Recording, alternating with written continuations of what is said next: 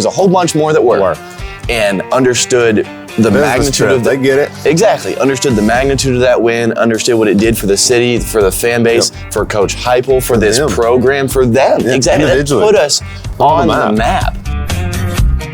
What's up, everybody? We are back again for another episode of More Steam. As always, I'm Will Watkins. I am Thomas Wharton, and as you'll notice, we are on the barge again. That is because Barge Fest is not over. We had a great first weekend with Nico Moon for the Barge Gate, which is the barge tailgate. Someone had to explain that to me. We had an awesome singer-songwriter night here on the stage, as well as another fantastic concert with Old Crow Medicine Show on Monday. We are back on Thursday, so by the time you're watching this, it'll have already happened. Yep. And then the final event of Barge Fest. One more Barge Gate featuring Smooth Sailor performing right where we're sitting right now on Saturday before the Vols take on the Tide. How about that? Can't wait. I'm what excited. A week.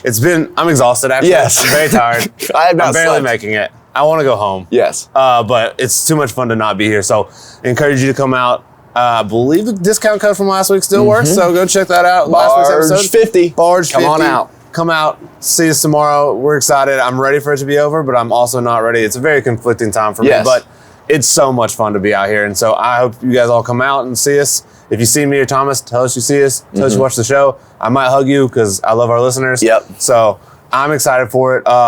It's been an amazing event. Like, what we did here was crazy. Nobody thought we could do it. We pulled it off. It's been one of the busiest, but one of the most fun weeks that I've had working here. Super rewarding. Super awesome. Could not have done it without you guys. And man, if it's my choice, we're doing it again next year. Can't wait. I wish it was just my choice, but we'll figure it out. For now, to everyone who's watching on YouTube, thank you. Please like and subscribe to the video and to the channel so that we can keep bringing you this show every week. To those watching on the app, thank you. Do you want to watch this show and get rewarded for it? I think you do. Download the Volunteer Club app, watch shows like this one and the other ones to get points, which you can use towards gift cards, which you can also use to get pretty sweet merch from our Vol Shop store. Merch like, speaking of merch, these hats. Thank you, No Rivals. They will be on the store coming soon. There is no date. Very sick. But this is the coolest thing I've ever put in my head. This is the first time I've worn a hat on this show. Hey, not me. Well, as someone that wears hats every single day of their life, let me tell you, these are fantastic hats. Well structured, comfortable. I could not like these anymore if you paid me. Nobody's paying me yet, but I do love these hats. If you want to pay me, No Rivals. I will do this for money. Big fan. But love these hats. Get yours on the Vol Shop. No, not the Vol Shop. Get yours on the Vol Club shop. Go to the volunteerclub.com, shop there, or go to the app and shop, or go see us on State Street Fridays before the home game. So today, if you're watching today, come down and see us. Buy one of these hats in person. There you go. Let's get into more. This is the show. This is the part that we talk about the football game. More steam. This is what we do. We put on more steam. It's not been a fun couple weeks. No. From a prediction standpoint. To quote Remember the Titans, zero fun, sir. Zero fun, sir. Football is not fun. I won't complain too much about wins, but I will complain some. Not great. No. We won. It is what it is. I love it. We haven't beaten Florida enough in my lifetime for me to complain all that much. But again, just not great. I don't know. I'm worried as we sit here about tomorrow. But it was a win. Some good things, some negative things, some really bad predictions on our part. Overall, just not great. But again, in the day, it's about putting one thing up, and it's a W. So here we are. Let's kind of dive into some of the predictions and kind of talk through the game as we go here. Yeah, let's get these over with. Yeah, it's kind of brutal. So, all right, if pulling up the first one, let's just get the score out of the way first. Yeah. As we all know, 23-17 in overtime. Absolute anxiety attack. Yeah, like it was for 2 hours. Brutal. Thank goodness Billy Napier doesn't understand he should go for 2 there. Yeah. I'll take it. Bad coaching works in our favor. So 23-17. You had it at 40-13. Yeah. That would look horrendous had I not said 45-3. You always got my back, Watkins. I will always be there to say something dumber there.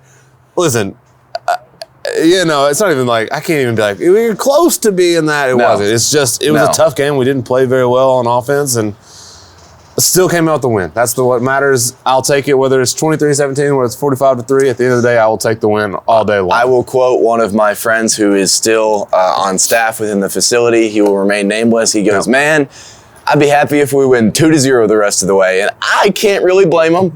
That sounds like a lot of very long, stressful Saturdays. I don't know that I can say that, but I will take the wins. That's what I'm saying. I wouldn't sign up for that today, but we'll get there. All right, Nico. I had 260 yards and 2 touchdowns. You had 200 yards and 3 touchdowns. I had 169 yards, no touchdowns, and interception. All right, Dylan Sampson. Next up, no, let's talk a little bit of Nico. We got to. I know everybody wants to talk about it. Listen, I know you've rewatched the games. I've rewatched the game. I've watched the breakdowns. It's close. We're there. It's so close. Yeah. I know the stats aren't good, and even watching the game, in real time, I was like, this isn't going well. Then you rewatch it, and you slow it down a little bit. We're real close to being vintage Heupel offense. We're just missing a couple. You got the squirrel one that goes right through his hands. Chaz missed one. He makes a bad throw on the sideline on one. All of these, we're talking all in, 5 yards total on 7 throws from being an explosive day. Yes. There's one play that I know. It's a tunnel screen that we catch. John doesn't block the way he's supposed to as the right tackle. Cooper misses a block out there. If they get what they're supposed to do, it's a 40-yard game. There's just so many close calls to explosive plays that I cannot complain too much. No. Because, again, it's so close. And there was the screen to Dylan where, gets tipped. Dylan catches that, turns around. That's 12 yards. That's a first down on a drive that we punted. It's right there. And, could not agree with you more. There is some bad, right? The interception was bad. We all know that. I'm not going to get up here and say it wasn't, but it's so close. And that's what keeps giving me the hope for this week. All it takes is a little, let's say first drive, we're rolling down the field, right? We have the bad exchange fumble. Yep. I'd love to see an alternate reality to see what happens if that doesn't happen. We just punch that in because offense was clicking on the first drive. Yeah. If it looked like vintage Heupel offense. You get that confidence going. What does it look like from there? There's no talent. Is what it is. But Nico, not his best day. Hopefully it's his worst ever because I think it's only uphill from here. So I think so as well. We got a win against Florida. Not a lot of people can say they've beaten Florida as a Tennessee quarterback. So kudos to him. He gets to say that. Dylan Sampson, I called it a legacy game for him. Yes, so he's going to have 195 yards legacy games and 4 touchdowns. Yeah. You had him at 150 yards and only 1 touchdown. Yeah. Buddy, you're going to have to say some more apologies to him in a little bit. Now, he didn't have that many yards, 112. So he broke 100, as always. That's what he does. He's automatic breaking 100. 3 touchdowns. The guy's a machine. The only touchdowns for the Vols in the game. In the last 2 games. He's unbelievable. Yeah. I saw somebody today, if Ashton Jeanty wasn't doing what he's doing at Boise State, people would be talking about Dylan Sampson. I'd be hard-pressed to 17 touchdowns for Jeanty, which everybody's like, oh my gosh, I see it on Twitter every single day. Or X, whatever you guys want to say. Every single day. 17 touchdowns. That's crazy. Dylan Sampson, 15. 15. No one's talking. Not that far behind. And he's playing a lot better competition. Without a doubt. I think Dylan Sampson is a monster. We'll talk about him later, but a monster. What he's doing is unbelievable. He's theoretically could break the single season touchdown record this week. Yes. He's 3 shy right now. Yep. The record is 18. He's at 15. He's having a monster season. I hope everybody's appreciating it because it's unbelievable. And he is the engine behind the offense right now. And I believe the offense, it's going to pick up. It will pick up. Is it this week? I hope so. We'll see. But Dylan Sampson is the reason that we are talking about a win right now. Right now, we're a plane, and the only engine that's working is Dylan. Now, the other ones might, the propellers start going back like in the movies. Yep. But right now, we just got Dylan. Yes. We are floating and hoping. That is the reason we are still in the air and not in the river. Yeah, exactly. So, shout out to Dylan Sampson. He's crushing it, and he's going to keep crushing it because he's unbelievable. Brazel, you had him at 75 yards and a touchdown. Yep. He ended up with 49 yards and a touchdown. No touchdown. Not great. Yeah. I had Kittelman at 45 yards and a touchdown. Didn't catch a ball. So mine is worse. Listen, I don't know. It wasn't a good game. Next one. I don't want to talk about it anymore. James Pierce. We both talked about James Pierce. Listen, we're going to talk about our stats. I had him at 5 tackles, 3 sacks. I called it a legacy game too. Was big into legacy games last week. Not going to do that this week. Maybe. You had him at 3 tackles and 1 sack. Again, you're going to have to start apologizing to people. I know. 7 tackles, a half sack, 1 tackle for loss, and one of the most crucial forced fumbles I've ever seen in my entire life. One of the most impressive plays I've ever seen, and it's not, I mean, the technique, the form was perfect. Wrap, rip, but the fact that they were both horizontal. About this far off the ground. 6 inches from the ground while he's doing the whole thing. So either you're holding him up, you're also ripping, and then you fall on the ball. You don't even ask your teammates to help. I got this too, guys. I'll do it all. I'm good. One stop shop. I'm James Pierce. I'm surprised he didn't like backflip off the ground, pick it up, and start running. Yeah, I'm a little disappointed in score. It's fine. I'm not asking for too much here. Yeah. Listen.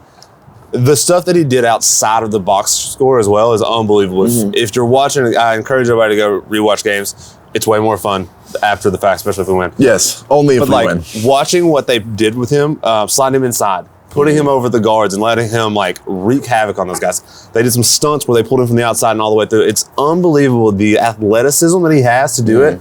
I know of at least 2 plays where, threw them completely out. He's the reason. Now, he's not going to get a single thing in the box score, but like stunning him, came inside, had to roll the quarterback out. They make a bad throw. Great play. Blows up a guard. They have to change what they're doing. Great play. None of those are box score seats, but they are crucial football plays, and he's back. Oh, yeah. I think people early in the year were like, what's happening? He's sliding down draft boards. Idiots. If you drafted out of draft board, you're an idiot. The guy's a monster. I think, for my money, the best defender in college football, bar none. He's going to be a monster in the NFL next year. I'm just going to enjoy him while we have him. Absolute stud. And he's got a fantastic opportunity to stay on that hot seat, that hot hand, keep that going. Keep it going. This week. Maybe we'll talk about that later. Maybe we'll talk about it next week. We'll see. So that wraps up Florida. Unless there's anything else you want to dive into, I'm kind of don't really want to think about it because a win has never felt more like a loss, even though, again, I'll take the win. But we won. It was ugly. I'm ready to put it in the past. Focus on this week because we have some chance to do something special this week. I checked the schedule, and it is indeed this upcoming Saturday is the 3rd of the month, and it is October, so it is the 3rd Saturday of October. Funny how that works. Let's throw Florida in the trash can. We're 5-1. Thank the Lord, and let's get on to Bama. So I'll start. By all means. This is not your father's Bama. It ain't. And Saban ain't walking through those doors. No, he's not. And last time he walked into Neyland Stadium, we beat him. So I was thinking, I'm like, maybe, Kalen DeBoer is a little more modern. He's won everywhere he's been. Like, are they just going to pick up where they left off and just continue this run of excellence? No, because already got one loss to Vanderbilt. And we were watching the Alabama-South Carolina game here on the Barge on these massive screens that you can't see. Maybe Dalton will add those in later. The B-roll. Check it out. Awesome environment to watch a game, and I was like, I don't even know this. It was like 17-14 South Carolina, and I was like, maybe they just jumped out early, kind of like Vandy did. I'm like, oh no, it's the 3rd quarter. Yep. It is after halftime. This is insane. Bama is hitting a stride kind of like we have in the sense of they started fast. They had an impressive win against Wisconsin, backup quarterback. Maybe we'll get into that. They just smacked Georgia in the first half and then held on to win with an amazing play by Ryan Williams. We'll talk about him. But the last 2 games, it has been miserable. And I love watching Bama lose. And it's still like, oh my gosh, what is going on? It's funny. I mean, no team is perfect in college football, but it's weird for me to see an Alabama team that I'm so accustomed to being disciplined be as undisciplined as they are. Yes. That's the thing that has jumped out at me right now in the last couple of games. So many penalties, so many players jawing at each other. Just sloppy football play at times. Like, it's just an undisciplined football team, which is something I think when you come into Neyland is an opportunity for us to take advantage of. 100%. The first Thomas stat of the day, or of the show, is 111th in the country. That is where Bama ranks in penalties. 111th. I believe there's around 30-something teams. 111 is not very great. And there's a lot of buzz going around on Twitter why it's a surprise that Neyland was so loud on Saturday, because people have known. If you literally are a college football fan and don't live under the water in the Tennessee River, you understand how loud Neyland Stadium can get. Not a great environment for a team that doesn't really know how to, stay on sides or substitute properly. I saw another wild stat to me. Jalen Milroe, been there for a little bit, has never started an away game in a place that holds more than 100,000. Interesting. Couldn't believe it. Interesting. I didn't fact check it, but I saw it on Twitter. Yeah. I'm going to go with it's true, but it's wild. He plays a lot of good teams. He's had a lot of good teams, but I can't really think of one that's been in a true road game for him. Bama doesn't ever get accused of having a cakewalk. They just always are good enough to beat the good teams they 100%. Play. I will say this. I have a lot of good things to say about Jalen Milroe. 100%. Good athlete. He has improved drastically at throwing the football. The main critique when he first kind of came on the scene was like, well, he's obviously athletic. He can run the ball. Can he throw? Yes, the guy can throw. 100%. But I will say, it'll be interesting to see his impact on the game. 100%. Because if he's on, it's going to be a tough task for Tim Banks and the guys, James Pierce. But I will say, it was funny, writing the show, going through the stats, watching the film. 2 years ago, when we were preparing to beat the Tide for the first time in 15 years, there was a controversy of, was Bryce Young going to play? We did not want to play Bryce Young because he had a shoulder thing. They played A&M. A&M took him to the wire. Bryce hurt his shoulder. And we're like, can we please play Jalen Milroe? Can we please? I remember being on the field in my old role, seeing Bryce Young warm up, and he looked terrible. Warming up. Yeah. He had one of the best games I've ever seen from an opposing quarterback that day. Warming up, I was like, oh, we're playing Jalen. Jalen's going to start. Oh, we got it. It's in the bag. Nope. I don't feel that way about Jalen Milroe this time. He's come a long way. He has come a long way. He is in the Heisman conversation. I don't know, what the tier is, rightfully so. He is, when we talk about the strengths of the opposition, it is Jalen Milroe. It is a whole bunch of gray area. And then I do want to talk about Ryan Williams. Yeah. Not about how old he is, because I don't know how old he is. I don't know if anyone really does. Could be 16, could be 18, anywhere in between there. Who would know? I think he's still a freshman. Regardless, that's all jokes. The dude's very talented. He was very quiet for a Ryan Williams-esque game last week versus South Carolina. Be interested to see, how we cover them, because you're high on Jermon McCoy. I'm about as high as Jermon McCoy as anyone could be, and there's a lot of people that are praising him right now. I am so interested to see not only the matchup when Jermon does match up against Ryan Williams, but then also how Tim Banks, the 100%. DC, who has been on a heater, chooses to, if we want to roll the coverage down to him, do certain things like that. I'm really curious about that as well. I feel like we haven't had a ton of deep breakdowns this year. No, for the most part, I don't think so. We've had some missed assignments in zone, but usually in the flats and things, maybe they catch it and then turn it up. But I'm curious to see how much of a split are we running man versus zone. Are you letting and trusting Jermon McCoy to go, hey, I got Ryan Williams, I'm going to lock him down. I want to see that. I don't know if it's the best strategy because Ryan Williams is unbelievable, but I'm super high on Jermon McCoy. That's what I'd love to see because I just want to see those two go at it. But I'm also curious. Fight. He's a monster. So how do you defend it? He's the most dynamic playmaker outside of Jalen Milroe. So if you can stop those two, you got to feel pretty good about yourself. 100%. And it may get to the point where in that Georgia game, they spread it around. Granted, Ryan had a great game, but it mainly was his second half of that electric touchdown that everybody's seen. But he's also made some really drive-extending 100%. Plays in that third and fourth quarter. Maybe it's something where we're going to make Ryan beat us, and we're going to shut everything else down. Just let him have 300 yards. That's okay. If we win, we win. That's what I'm saying. If we're sitting here, disgruntled because it was a barn burner win, there's worse places to be. 100%. There's worse places to be. Again, we'll take the win. Let's go in to how we're going to beat this Bama team. Yep.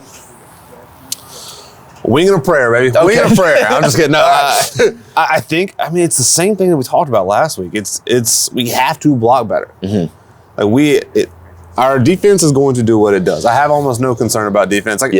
Can they score on us? Probably some. Yeah, for sure. They're a great offense. Our defense is elite. I'm not even going to really spend any time worrying about them. They'll rise to the occasion. I spend a lot of time on offense. Yeah, that's fair. I have concerns. Breaking down the footage and watching people break down the footage from last week. It's bad offensive line play, man. I can't sugarcoat it too much. You guys are all smart fans. You know that.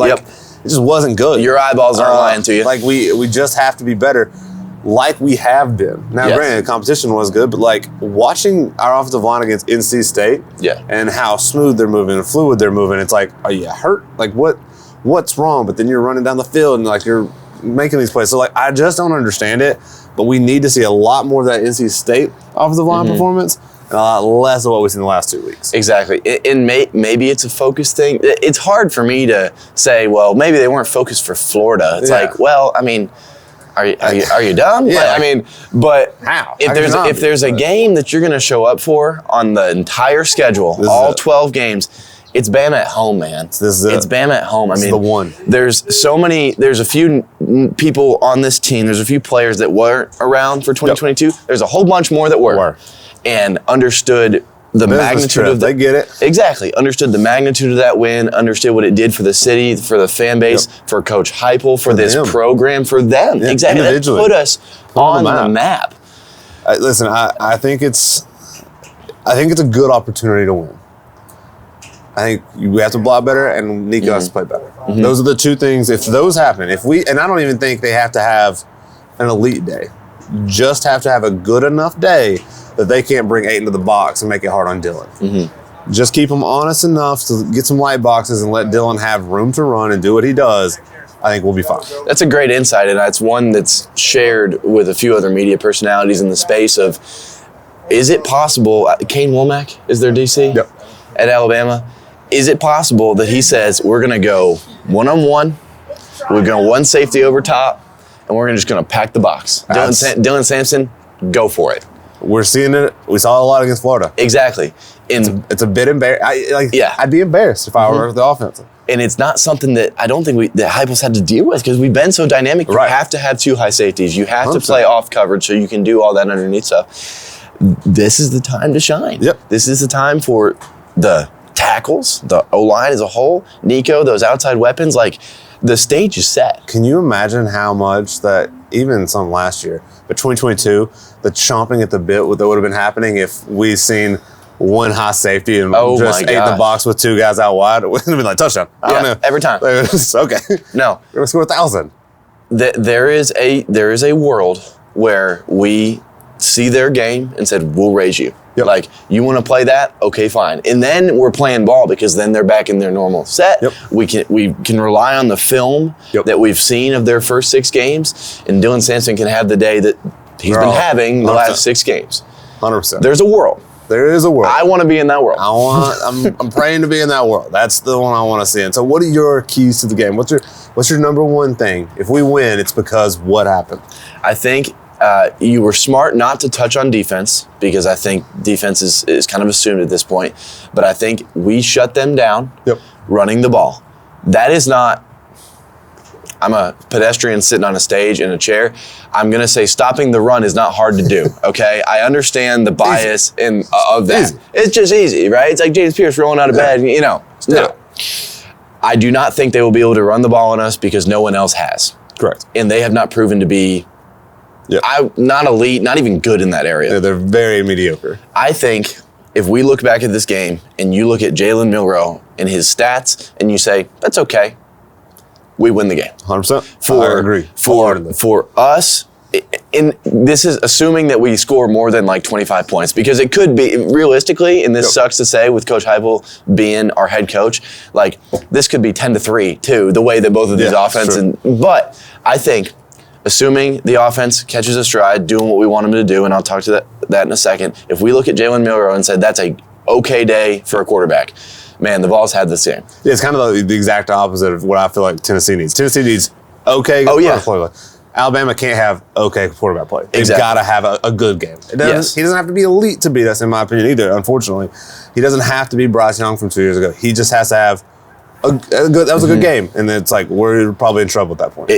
That's where man, we can guard Ryan Williams all we want. If Jalen Milroe is just making plays and just throwing people open, 100%. It's going to be a long day for the defense. 100%. But I think stop the run, contain Jalen Milroe, and man, let's just put a few drives together. Chris Brazzell is just waiting to pop off again. I know you predicted him scoring versus Kent State. We need that to happen again. Make Dylan's life kind of easy because he's already proven that he's a stud of a player he's a smaller dude. Is he the most dynamic? No, but he's proven that he's just that guy too. So if we can make him. That's what I'm saying. He's him. But he also can't rush for 115 yards if there's 9 dudes in the box. Correct. So we got to make his life reasonable. And that's all on Nico, man. I know. It boils down, the kid's a freshman, he's young, he's a great kid, he's talented. The hype is still there for me. I'm over the moon about him. But the reality is, you're the starting quarterback. for the Tennessee Vols, and you play Bama this weekend. There's a lot that comes with that. There's a lot that comes with it. My finger it's one of those, like, I'm pointing at him, but I'm also pointing more at the offensive line. Mm-hmm. You guys are here for a reason. It's to play big boy football. Mm-hmm. You got to be better than you have been. You got to give your freshman quarterback more time. This isn't a fifth-year senior who knows it and seen it all 1,000 times and is cool, calm, collected under pressure. It's expected that Nico gets a little gun shy, in my opinion. Mm-hmm. He is a freshman. Mm-hmm. You got to give him better protection. I agree. You're all, at least for the most part, Lance is the youngest one. All of the rest of you are upperclassmen. Oh, they've been here.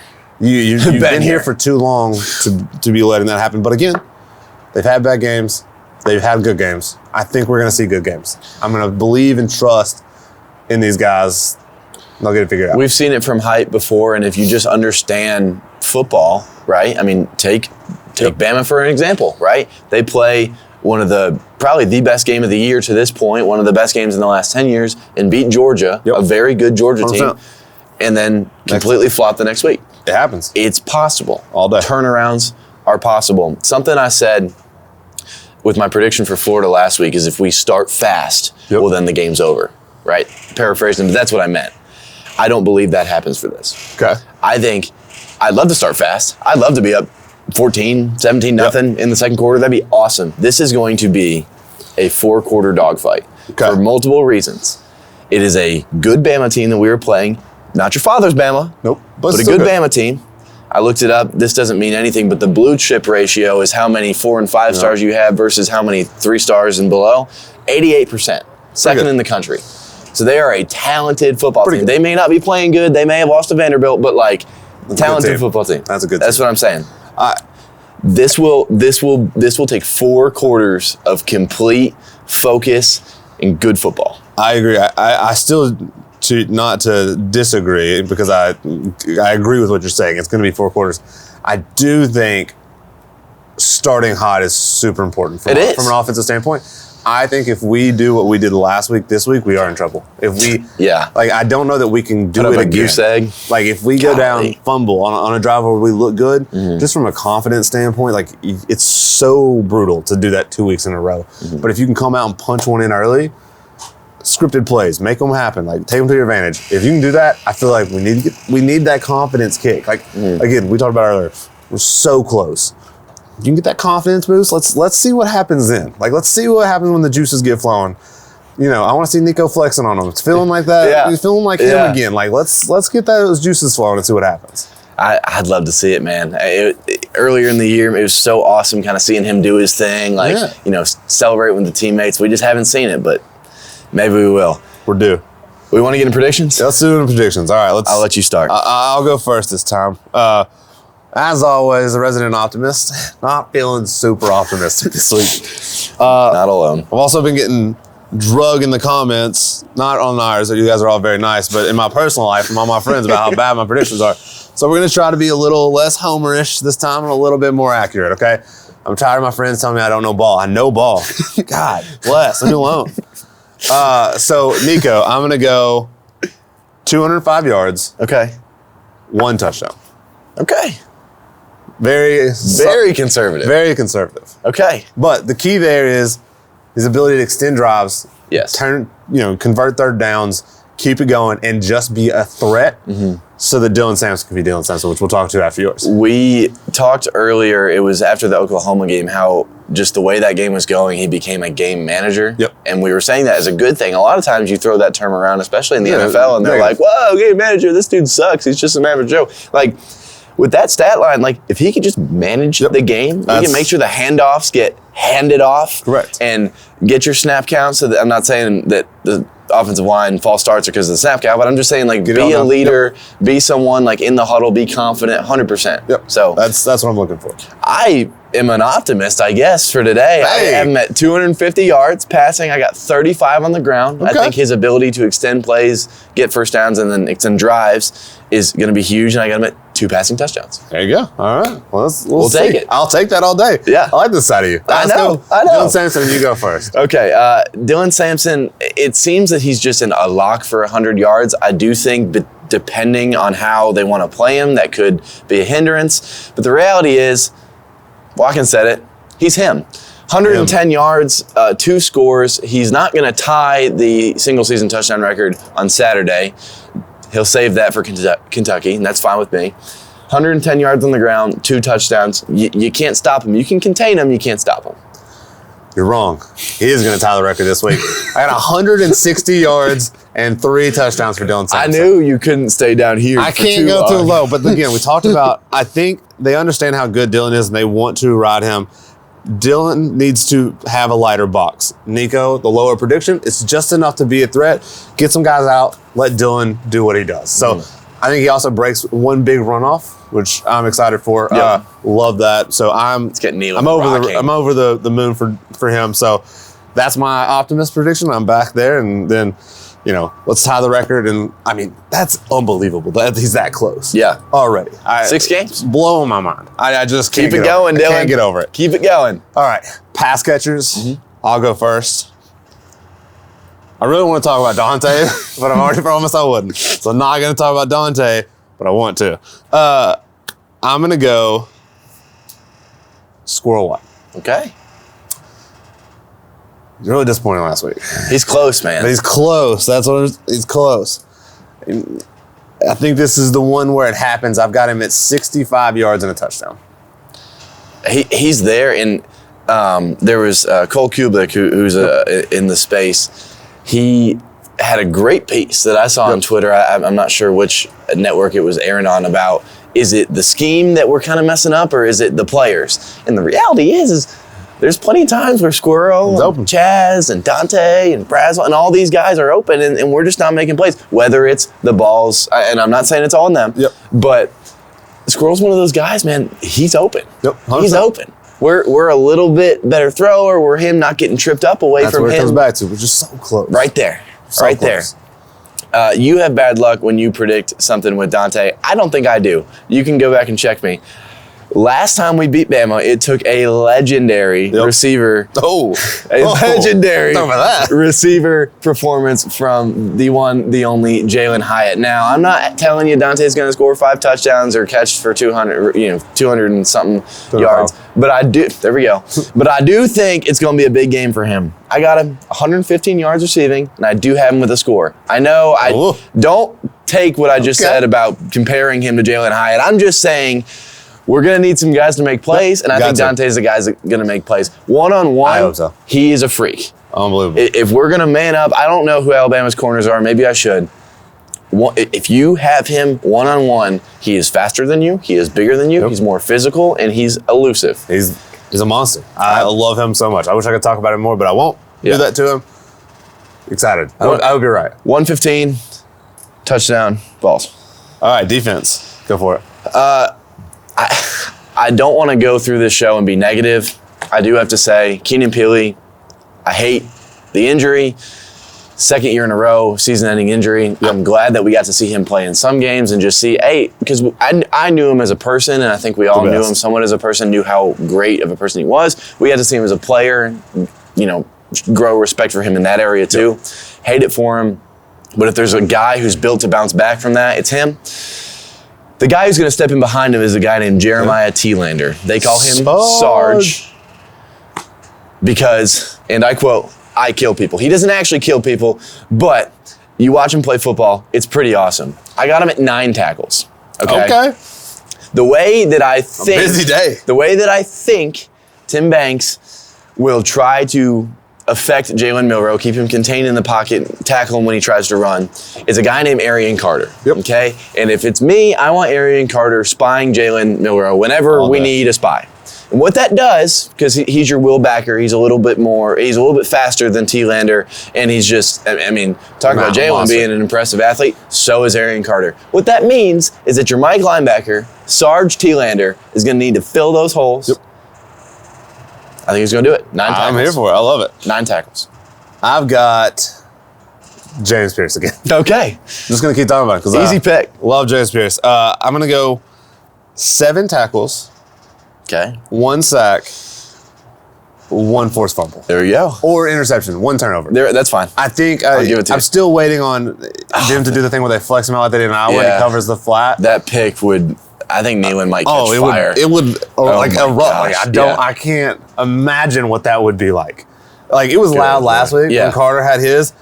You give me a James Pierce pick 6 against Bama, the place crumbles. Like, it's just gonna fall to the ground. It's so loud. Need to amp that construction rate up. So this build's falling down. I cannot wait. I'm excited to see him play again because, again, these are the money games for him. You get the best player against the most talented offensive line and see what they can do. And this is where he rises to the occasion. So I'm excited to see him continue to be dominant and just looking forward to seeing what he does. SEC Nation's here. You're going to have over 10 million people watch the game. I mean, now's the time. You want to make your money. This is your moment. You talked about him sliding down draft boards. I don't know what idiots are predicting that. They're coming back. You want to pop right back up to that, number 1 overall pick. People were talking about it, and that's not what I'm saying. I am. 7 tackles, a forced fumble, and a sack versus Alabama on the third Saturday in October. That'll do it. That'll help. That will do it. All right. Score prediction. The moment of truth. What you got? Are you going to be humble about this one, or are we? No, I'm going to try to be accurate. I'll let you say yours. I don't think the Vols are going to lose, and even if I did, I wouldn't predict it. Here's where we're going. Okay, we've had some offensive struggles to win this game. That's got to change. That being said, I said 4-quarter dogfight. That's what I mean. Final score: 31-24. Vols. Okay. Man, I'm telling you, it's going to be like 5 minutes left in the fourth quarter, and I'm not going to have a voice or eardrums. But 31-24, Vols win 6-0 or 6-1. I like it. I'm actually going to predict that same score. Oh, my God. But I don't want to now. Again, the same thing. I'm nervous about this game in a way that I haven't been this season. I don't have a good feeling. I'm going to believe that we're going to pull it out, but I don't feel good right now as we sit here. Yeah. That said, Alabama sucks. And I'm excited to light my cigar. Not really, Mom. I would never smoke. No. Light my cigar. Just chew on it. Just, hold one. Not a fake one. Not a real one, Mom. Definitely not. In the Neyland Stadium on Saturday, I've got us 35-24. Okay. Tennessee. Gosh, do we need it? I would love it. I'm excited about it. We'll see. It's possible, right? We talked about it. We're so close. Yep. A couple plays go our way. They can do it. I can also see a world where this is 23-17 type game. Like I'm hoping it's the latter. We'll see. But either way, I'm excited. Yeah. I don't want y'all to watch the end of this and think we're down on it. I can't wait. It's the third Saturday in October. We're going to show up. We're going to have a great time on Barge Gate. Yep. We're going to have a great time at a regular tailgate. Yep. We're going to have fun during the game. It's going to be a blast. We get 12 of these days a year to watch this team play football, guaranteed. I'm going to take advantage of it. I know everybody out there will. Anything else we need to plug before we get out of here? Because I'm freezing. Yeah. It is so cold on this barge. It is cold. I hope it warms up on Saturday. We get one game where Alabama comes here every 2 years. Yep. Let's not waste it, okay? Let's not waste it. It's orange out. Wear your orange. Hopefully it's Ball Club orange. Man, Neyland Stadium is its own 12th man. I know the 12th man's taken by A&M. Neyland Stadium, it's a difference maker. The Neyland effect is real. It's a difference maker. So come out, be loud. We'll see you guys next week. As always, thank you for watching. Let's go.